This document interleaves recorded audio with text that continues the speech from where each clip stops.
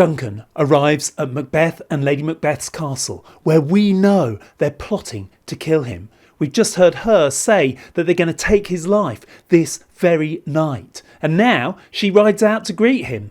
The tension is high. The dramatic irony is so thick you could cut it. This is Act 1, Scene 6 of Macbeth.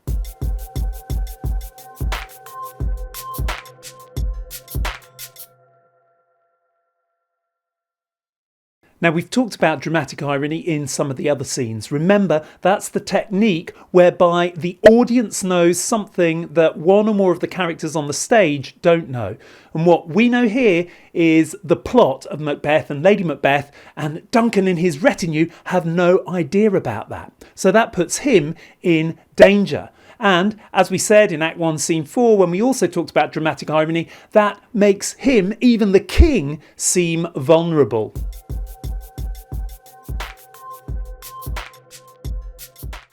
So when we hear him talking about Macbeth's castle in such a relaxed way, we know that he's going to be in trouble, as is Banquo. The first thing that he gets deceived by, they all get deceived by, is the setting, the castle itself. They ride right up to it and they start talking about how pleasant it is, how sweet, even though we've heard or overheard Macbeth and his wife plotting within that very same castle only moments before.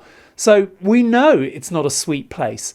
But look at the vocabulary that's used here. It's so positive. The castle is in a pleasant location, the air is sweet, the birds are nesting. In fact, heaven's breath seems to be encouraging the birds to nest here. It seems like it's a heavenly place of creation and new life, judging by those birds' nests. But in fact, we know that it's actually going to be a place of death. And in fact, later on, it gets referred to as the gateway to hell. So not heavenly creation, but hellish death is what awaits. And there we go, that deception, which is really shown to us through this technique of dramatic irony.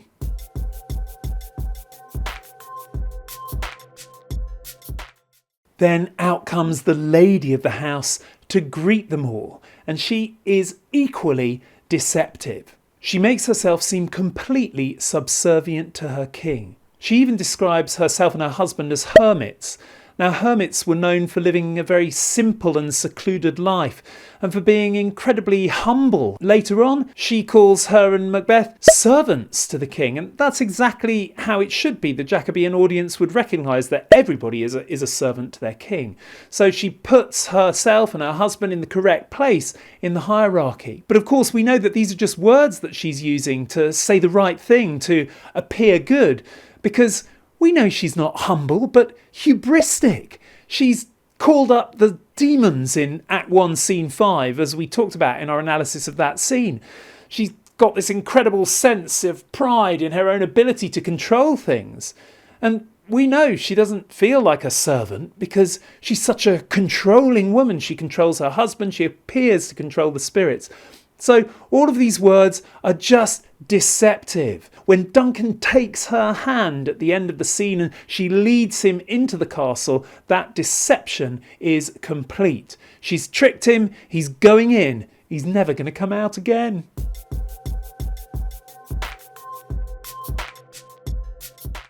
Duncan makes a very interesting comment when he talks about how fast Macbeth must have ridden to get to the castle before the rest of them.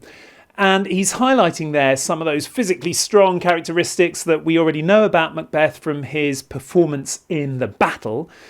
But it's interesting the reason Duncan gives for Macbeth having ridden so fast. He says, "And his great love, sharp as his spur, hath holp him to his home before us." He's claiming that it's Macbeth's love that has made him go faster to get home.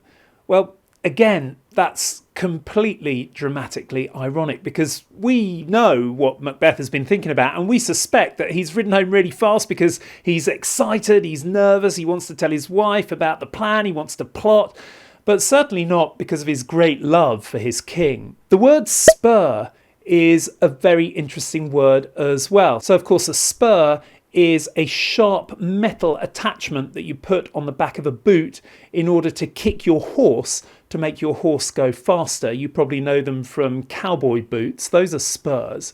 So Here, King Duncan is saying that Macbeth's spur is his love.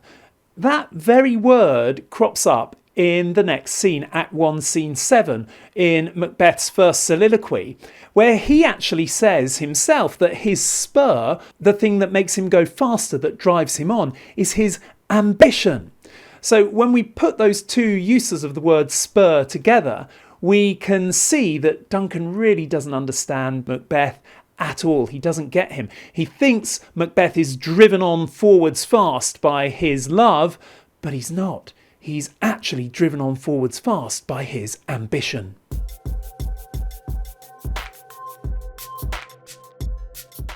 The most dramatically ironic line of the scene, though, is probably when Duncan says, "Fair and noble hostess," to Lady Macbeth. There it is again, that word fair. And we just can't help but think of the Witches, can we? Fair is foul and foul is fair. It's not an accident that Shakespeare makes his characters repeat these words from earlier in the play. Again, this theme of deception. Everything looks fair, looks beautiful, looks good. The castle looks beautiful, creative. Lady Macbeth, she says the right thing. She seems noble and good. But underneath, it's foul, it's corrupt. The castle will become the gateway to hell. Lady Macbeth is in league with demons.